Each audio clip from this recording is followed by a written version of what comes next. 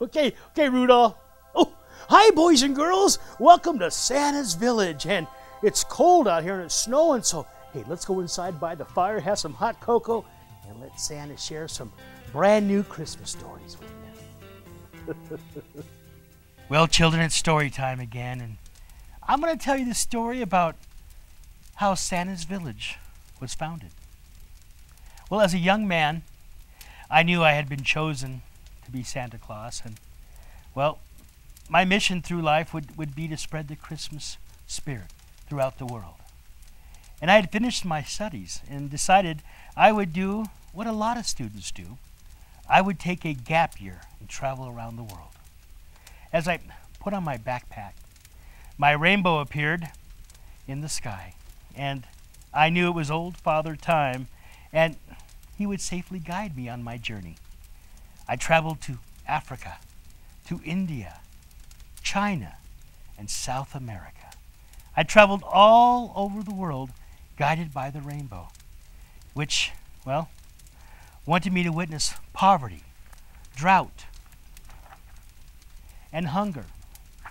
And so, to notice that the children all over the world were all God's children, and that no one was any different, only the color of their skin. As I reached Australia, I felt my journey was over.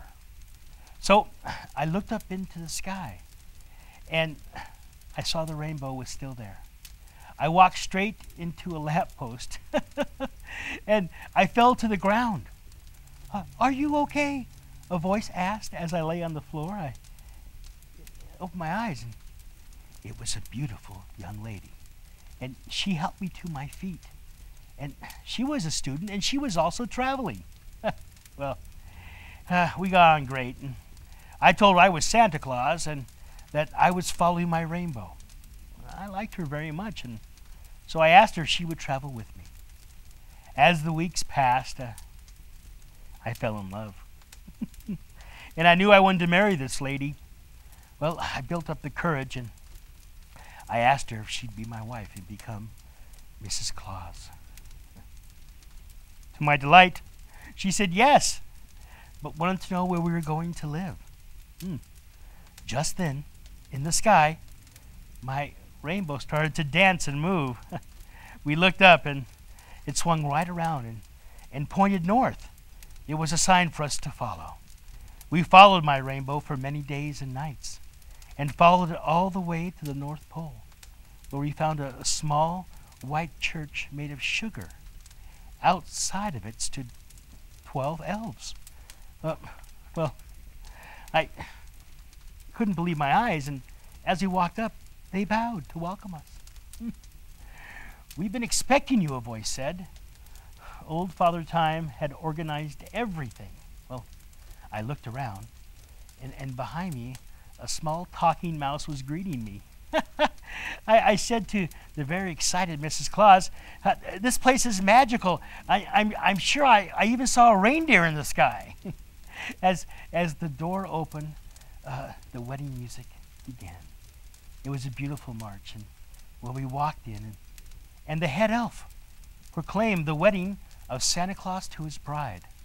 I proclaim this to be the first wedding in the village. And from that day on, the village will be known as Santa's Village, where we will build a foundation to help all the children of the world. I could tell he was eager, that this was the start of a great friendship, and I knew he was going to help me build the village. Well, it was a great day. Old Father Time married us, and my bride looked beautiful, just like a fairy princess. But after the wedding, we agreed to spend our honeymoon planning the layout of Santa's Village. We needed workshops for the toys and stables for the reindeer, and, well, the list was endless, but after much effort and teamwork, Santa's Village was completed. Children can now send me letters and tell me what they want for Christmas, or ask me about Rudolph or any of the other family members living in the village with me. Why, you can ask anything you want. Ho, ho, ho! Merry Christmas, boys and girls.